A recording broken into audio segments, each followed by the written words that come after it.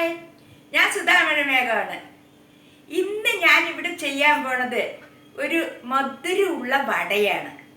നമ്മുടെ നേന്ത്രപ്പഴം, നല്ല പഴുത്ത നേന്ത്രപ്പഴം കൊണ്ട് ചെയ്യാൻ പറ്റുന്ന ഒരു വടയാണ് ഞാനിവിടെ ഉണ്ടാക്കി കാണിച്ചു തരാൻ പോണത്. അപ്പൊ അതിന് എന്തൊക്കെ ആവശ്യമുള്ളത് നോക്കാം. അപ്പൊ ഞാനിവിടെ 2 നേന്ത്രപ്പഴമാണ് എടുത്തിരിക്കുന്നത്. നന്നായിട്ട് പഴുത്ത പഴമാണ്. അപ്പൊ അത് എന്ത് ചെയ്യണം എന്നറിയാതെ ഇങ്ങനെ ആലോചിച്ചു കൊണ്ടിരിക്കുമ്പോഴാണ് പെട്ടെന്ന് ഒരു സ്വീറ്റ് വട ഉണ്ടാക്കാമെന്ന് ആലോചിച്ചത്.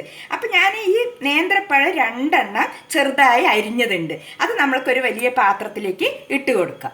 അതിന് ശേഷം ഇഞ്ചി, പച്ചമുളക്, അത് കുറേശ്ശെ, നമുക്കിത് സ്വീറ്റ് ആയതുകൊണ്ട് നമുക്ക് കുറേശ്ശെ ഇട്ടാൽ മതി.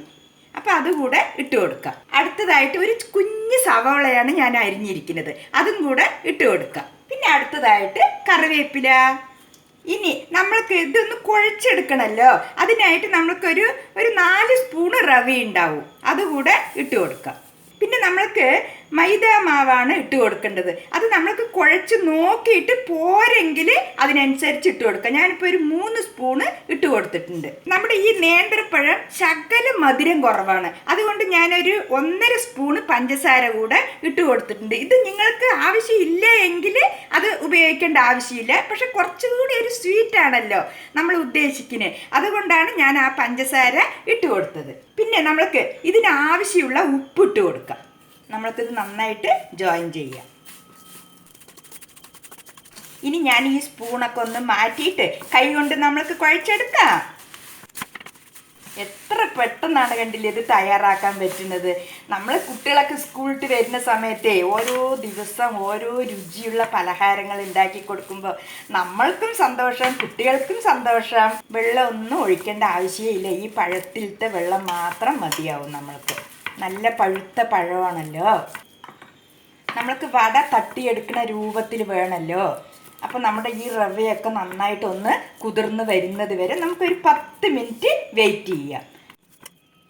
ഇത് നമ്മൾ കുതിർന്ന് കറക്റ്റായി വരുന്ന സമയത്ത് നമ്മൾക്ക് കയ്യിലിങ്ങനെ തട്ടിയെടുക്കാൻ പറ്റും. അപ്പം അതുവരെ ഒന്ന് അടച്ചു വെക്കാം.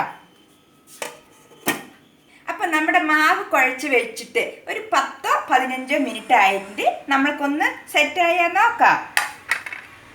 ഇതാ കണ്ടില്ലേ, കറക്റ്റായിട്ട് വന്നിട്ടുണ്ട്. നമ്മൾക്കിത് നേരിട്ട് എണ്ണയിൽ തന്നെ വറുത്തെടുക്കാം. നമ്മുടെ നാടൻ പലഹാരം ആയതുകൊണ്ട് വെളിച്ചെണ്ണ ഉപയോഗിക്കുന്നതാണ് ടേസ്റ്റ് ഉണ്ടാവുക. എണ്ണ നന്നായിട്ട് കാഞ്ഞ ശേഷം നമ്മൾക്ക് സ്വീറ്റ് വട ചുട്ടെടുക്കാം. അപ്പം നമ്മൾക്ക് ശകലം വെള്ളം കയ്യിൽ തൊട്ടിട്ട് എല്ലാം ഉരുട്ടി വെക്കാം. വൃത്തിയായിട്ട് വരുന്നുണ്ട്. ഇതാ കണ്ടില്ലേ, ശകലം വെള്ളം തൊടുക, ഉരുട്ടിയെടുക്കുക.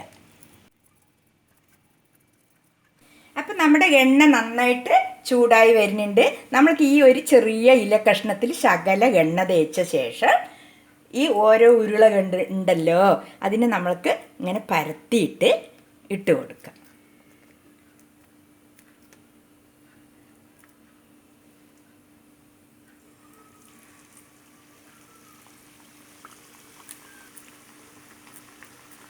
നമ്മൾ വട ചുട്ടെടുക്കുന്ന പോലെ തന്നെ കണ്ടില്ലേ.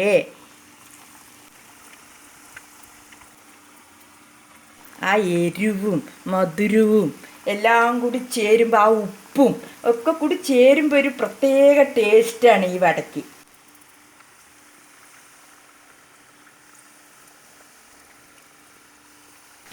നമുക്ക് ഇതിൽ മതിയാക്കാം. ഇനി അടുത്തത് ഒരു തവണയും കൂടെ വറുത്ത് കോരാം.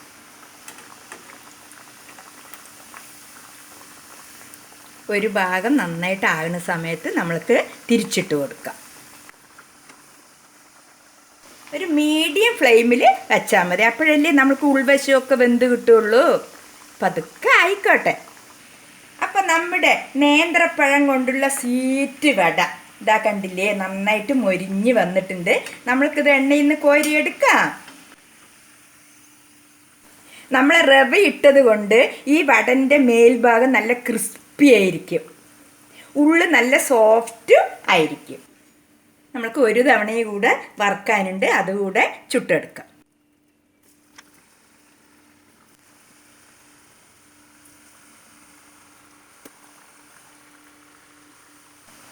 അതും കൂടി നന്നായിട്ട് പൊരിഞ്ഞ് വന്നോട്ടെ, അതുവരെ ഒന്ന് വെയിറ്റ് ചെയ്യാം.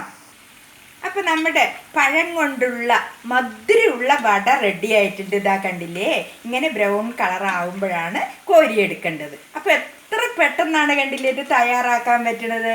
അപ്പം നിങ്ങളെല്ലാവരും ഇത് ചെയ്ത് നോക്കുക കേട്ടോ. എന്നിട്ട് അഭിപ്രായമൊക്കെ നമ്മുടെ കമൻറ്റിലൂടെ അറിയിക്കണം.